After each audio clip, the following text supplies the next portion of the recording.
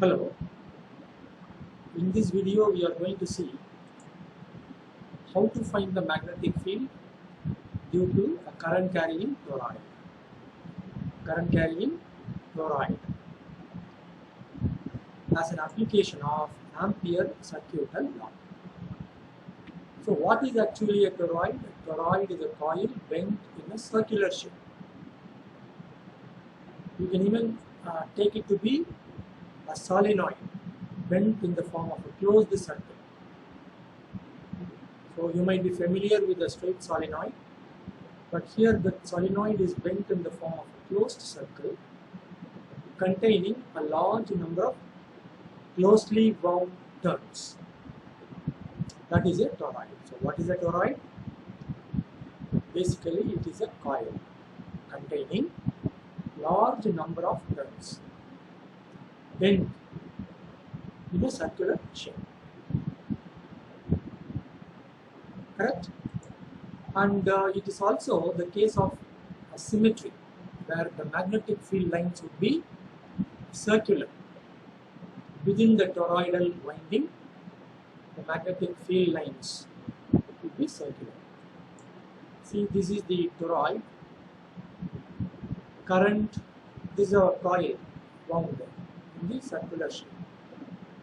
Current enters here, goes in, comes out, goes in, comes out, goes in, like that. Throughout this toroid, the coil is wound. And this thickness we assume to be negligible. Very small thickness here. That is, inner radius of the toroid will be almost equal to the outer radius of the toroid. Is it clear? This is another picture, equivalent picture. These into marks here, they indicate the field is going into the plane of the diagram. And then the magnetic field, the wire, the winding wire.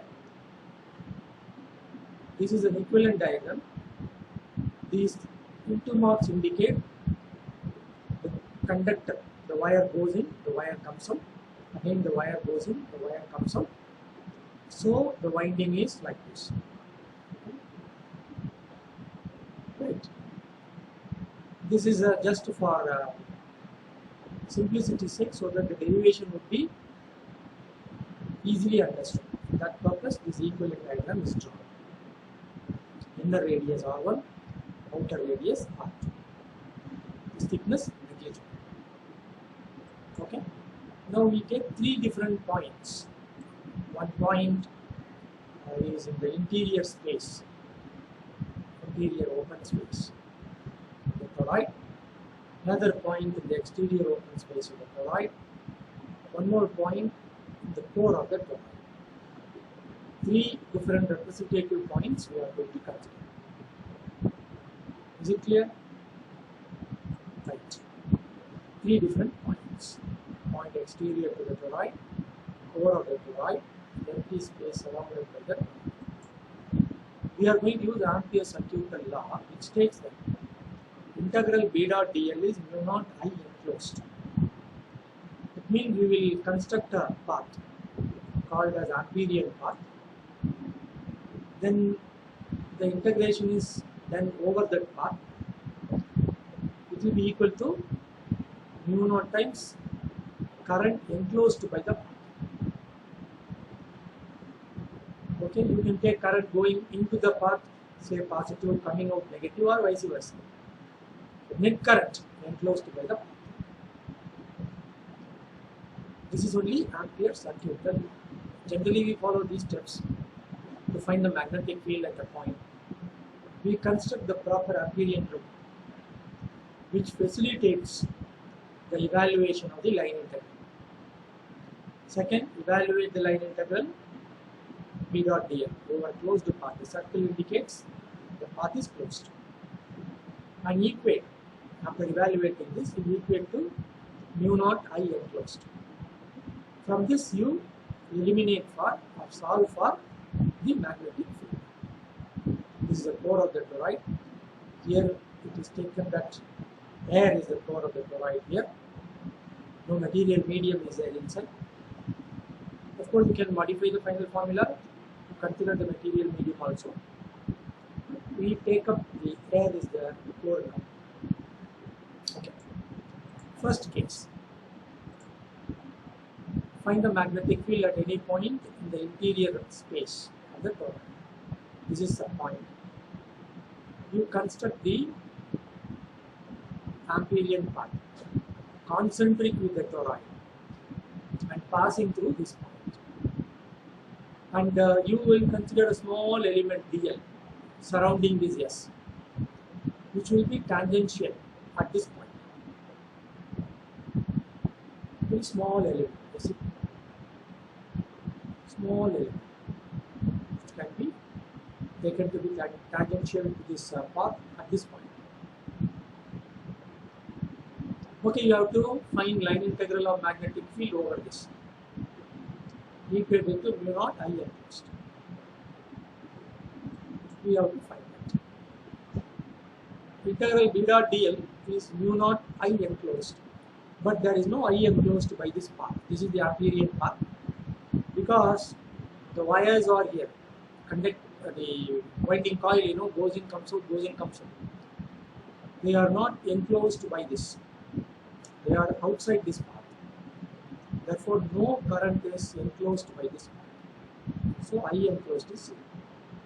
So, b dot dl, integration of that, b dot dl, integral b dot dl, mu naught I enclosed, would be 0. Which will lead to the concept, or it will lead to the idea that magnetic field is 0. Okay? Here, because b dot dl is 0, and dl not 0, b and dl not perpendicular according to our treatment. So b should be 0. We will consider further. Second case, the exterior to the toroid. Point now is here, as usual, assume the Amperian path. Small element here would be considered. And then again, integral b dot dl mu naught I enclosed is 0, but this time net current enclosed will be 0 because every current going in, there is a current coming out. Current going in, current coming out. In a sense, the coil goes in, comes out, goes in, comes out. In the coil, there is current. Is it clear? Current goes in. That means coil goes in, coil comes out. Current is there. Same current only, but goes in, comes out, goes in, comes out. So net current threaded by this path, enclosed by the path, by this path will also be 0. Therefore, I enclosed is 0. Here also, magnetic field is 0 because integral b dot dl is 0, so b is 0. Every current going in, there is a current coming in. The current is there in the coil. Okay. Current goes in, current comes out, like that. You have to view this. Third case, in the core of the toroid, we take a point such as P. Again, assume the magnetic, assume the Amperian path, concentric with the toroid. In all the three cases, the Amperian path is concentric with the toroid. Okay, and this now magnetic field. If you want to find the magnetic field, it will be circular. You assume right hand grip rule for this, assuming current goes in, so magnetic field will be circular. Will be clockwise. Field line will be clockwise. When you assume here, when you consider current is coming out, which is there in the coil, the rule says magnetic field will be anti-clockwise. So within this toroidal core, field is this clockwise, indicated by the arrow. DL also would be in the same direction. Magnetic field and DL both are in the same direction. Mu naught I enclosed. Integral of B dot DL mu naught I enclosed according to Ampere Circuit Law. At all points in the path, B and DL point in the same direction, and also because of symmetry, B is constant. Okay. So B dot DL, integral B dot DL, because they are in the same direction, B dot DL can be taken as magnitude of B, magnitude of DL, cos of the angle between the two, which is 0. Cos 0 is 1, so simply B dl. B constant can be pulled out the integration symbol. Integral dl mu naught I enclosed. So B integral dl mu naught I enclosed is Ni, because current goes in, current goes in, current goes in, current goes in. This current coming out, not yet enclosed by this path. So only ingoing currents should be considered. There are n turns, each turn takes a current inside. So Ni. So B into integral dl, which is 2 pi r, equal to mu naught n. Understood? So B as it is, mu naught Ni by 2 pi r. Here what is R? The radius of the circle Amperian path passing through the point, concentric with the toroid. Is it clear? But because this R1 and R2 are very close, R is running in between them. This R is falling between R1 and R2, and the thickness is very small, so we assume magnetic field to be uniform in this region. According to other assumption, because this dx is very small, the thickness is very small. So this R we can take to be the average radius of the toroid, and that will represent any field at any point inside the toroid. Just to have a term in terms of the parameters of the toroid, which is R1 and R2, we take R to be the average of R1 and R2. Okay, otherwise we won't say what this R is. With respect to the toroid, what is this R? So every time we cannot be saying R is the radius of the Amperian path passing through the point at all. We can take R to be the average radius of the toroid. That means it will be somewhere here exactly in between R1 and R2, but that will represent the magnetic field at any point in between this R1 and R2. Just to express R in terms of the parameters of the toroid, we take it to be the average radius of the toroid. All this is possible because thickness is very small. R can take any value between R1 and R2. We express this in terms of toroid parameters. R can be taken to be the mean of radius of the toroid, or mean radius of the toroid. Mean radius of the toroid.